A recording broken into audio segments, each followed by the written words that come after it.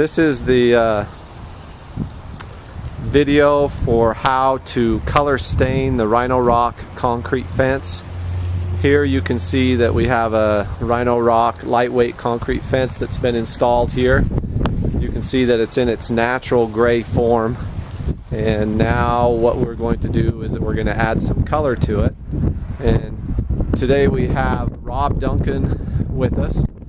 He has been applying the staining to the Rhinorock fences for quite some time now and has experience doing it, and he's going to give us a step-by-step instruction of how to do this.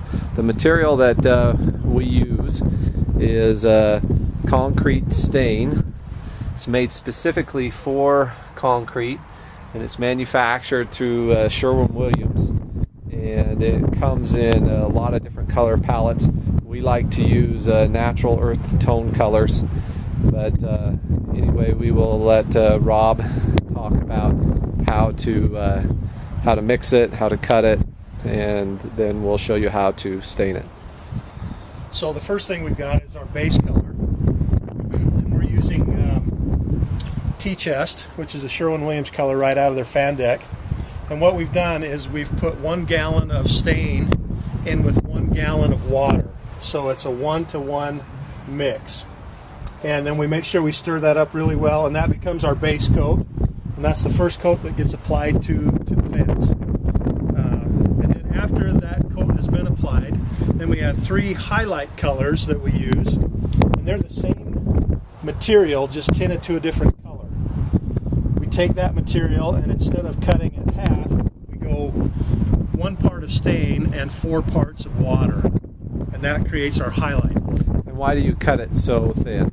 We don't want it to look like paint. We just want it to look natural like stone. So we're cutting it way down so that it's just a thin mix. Okay, so it becomes somewhat translucent then for your highlight colors. It gives a more natural look to the staining. Right. Okay. Sorry, it's a little windy today, but it's not the best conditions for staining. But Rob here is a seasoned professional. That's right. Don't try this in the wind.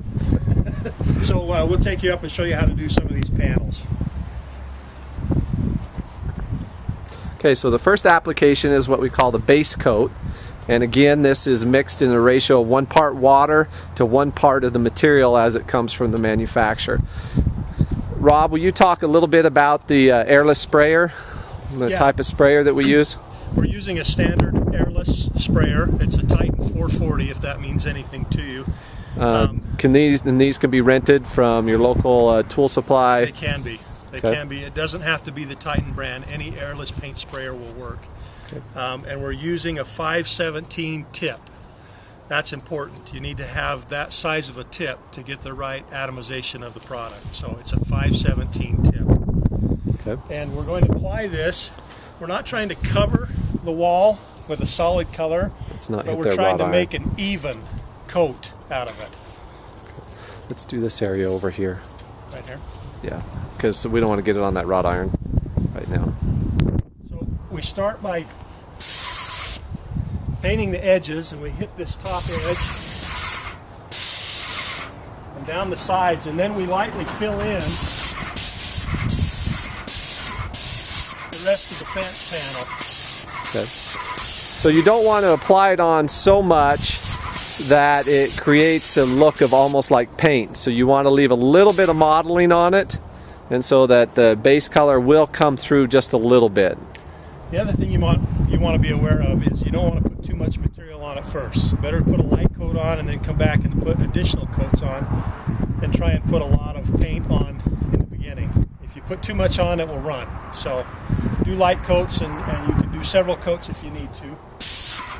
And I'm just misting it on here. I'm not trying to cover this fence at all. It's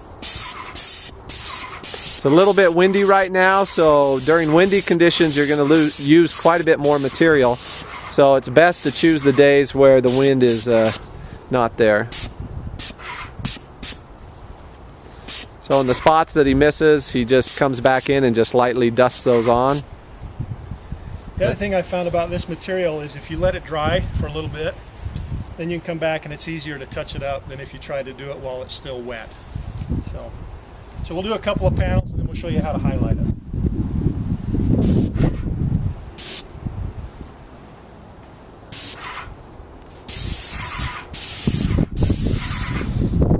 And if it's a fence that can be seen from up on top, then you should try to hit the top of the panel as well as the top of the cap. As you can see, it's fairly windy right now, and so it's not the best of conditions. But this material is pretty forgiving, and so it's not really hard to, it's pretty hard to screw it up.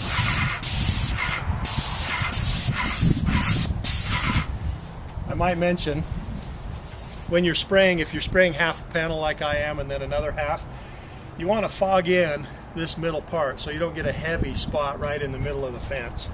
So I have my hand moving before I ever pull the trigger, and I keep it moving after I let go of the trigger so that it fades out on both sides. Right, because you don't want to streak right down the middle of the panel where you have overlap on your stain.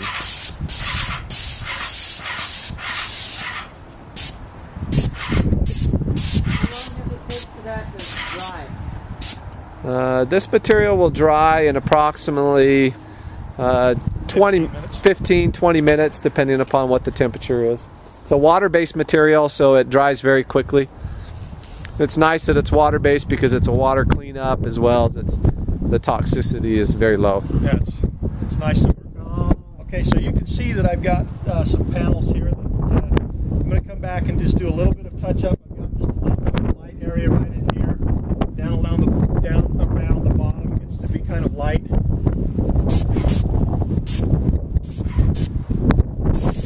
This material is not very porous at all. The way that the material is manufactured,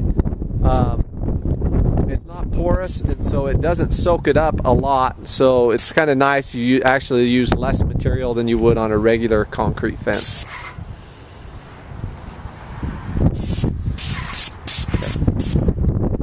Next, what we're going to do is we're going to show you how to highlight the stone to give it a realistic effect. And so Rob's going to go ahead and grab the highlight colors, and again we're going to put a 3-color highlighting on the stone.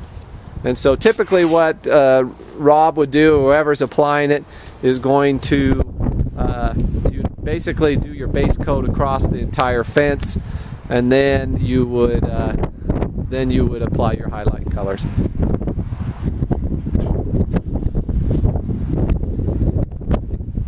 So now Rob has already pre-mixed his highlight colors, and again it's 3-part or 4-part? 4 parts of water. 4 parts of water to 1 part stain. of 1 part stain.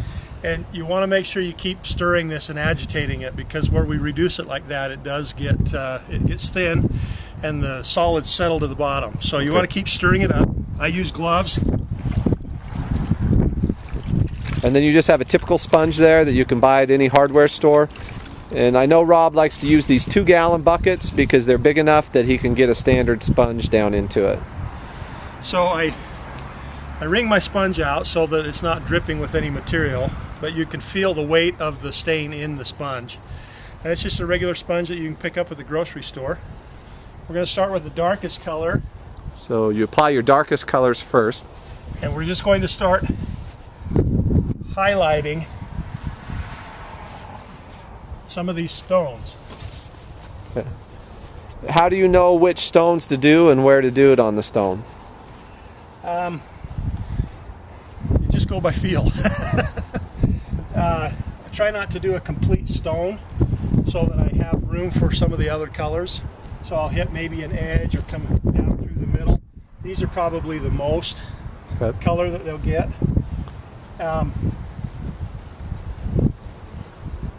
Then I'll stand back and I'll look at it and I'll say, oh well, I see that needs a little bit of color right here. And I'll come back and just lightly put a little more color.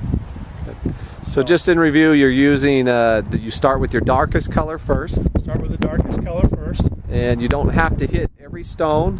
No, see, we've left a stone here. This one doesn't have any highlight on it. That's the only one on this panel. Some of them have a little bit of highlight and some of them have more highlight. So it's just, you just kind of have to use your artistic ability. The next color I go with the medium color, the mid color, and this is a red, kind of a rust color. Also, I'll mention these colors change as they dry. So this will look a little lighter when we first put it on, and as it dries it will darken up and become more of a natural tone.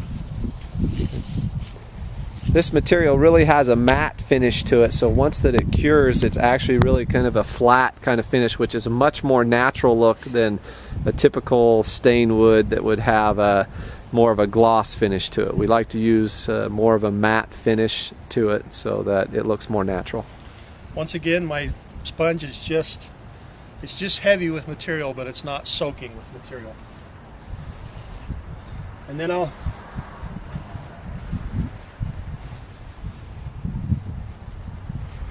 do the same thing, lightly apply this. And I will cover some of the areas that are black, I'll cover those with red, and some I'll leave. Okay, so you'll overlap over some of the other colors, and why do you do that? It just gives it a more natural look. Okay. You can really see the difference here in this panel here with just adding 2 highlight colors, and then you look at the one that just has the base coat on it. It really adds a lot of character to the panel when we start adding our highlight colors. And since it's the same material, it's going to bond really well to each other.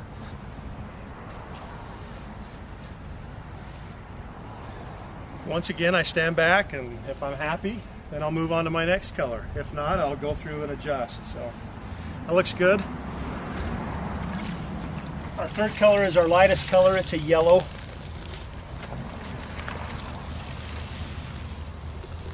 Now again, these highlight colors can be changed according to your taste, but we've just found that this type of a highlighting works well and gives you a natural appearance, but you're welcome to change it, as really the color range is very, very large. What we try to do is we try to keep the colors subtle. If you do colors that have a lot of contrast in relation to your base coat, then the color application doesn't look as natural. If you look at a natural stone, most of the time the colors are very subtle, and that's what makes it look very natural. Now if you look at this panel here, it gives really a natural appearance to it. If you look at this panel over here that hasn't been highlighted, then you can see the difference. So just a little bit of highlighting, and again, as it dries, the tone of the highlights will change a little bit. You also notice on the top of the panel in these flat areas, it's not important to get a total coverage on your base coat. The little bit of modeling actually makes the fence look a little bit more realistic and gives it a little bit more character. So we'll do another panel here. Well, why don't you do a post column? Oh, that's right. Yep. So now we're going to do the column and the cap. Same process. But because we don't have the individual blocks, we're just highlighting sections of it. Do you usually hit a little bit on the cap also? You can. It looks nice to do it a little bit on the cap also, to add a little bit of color. But you can see how that he's applying it. It just gives it just a natural look to the stone. Actually can put a little bit on the cap just to add a little bit of character to the cap.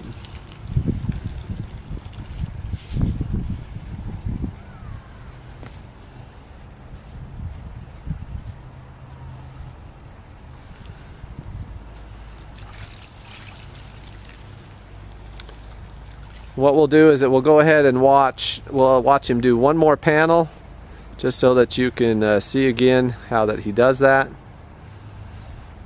and then we'll end the video. If you have questions, you're welcome to call Rhinorock, and if you need any technical information. Typically the dealers and distributors will be given the formulations for the stain, so that Sherwin-Williams, you can just give them the color coding on it, and then it'll be available through your local Sherwin-Williams.